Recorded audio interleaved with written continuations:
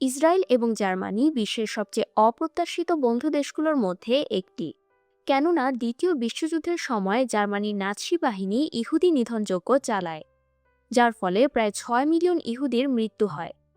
এই গণহত্যার ফলে ইসরায়েল ও জার্মানির মধ্যে দীর্ঘদিনের শত্রুতা তৈরি হয়েছিল। কিন্তু 1952 সালে জার্মানি ইসরায়েলের সাথে একটি চুক্তির মাধ্যমে জার্মানিতে বসবাসকারী ইহুদিদের পুনর্বাসন এবং ক্ষতিপূরণের জন্য জার্মান সরকার প্রতিশ্রুতিবদ্ধ হয়, যার ফলে দেশ দুটির মধ্যে সম্পর্ক ধীরে ধীরে উন্নত হতে শুরু করে।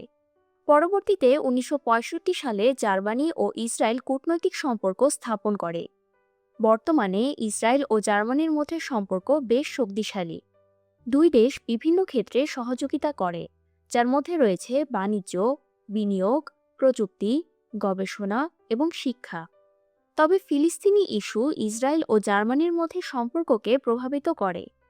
জার্মানি ফিলিস্তিনিদের অধিকার সমর্থন করে এবং ইসরায়েল ফিলিস্তিনি নীতির সমালোচনা করে।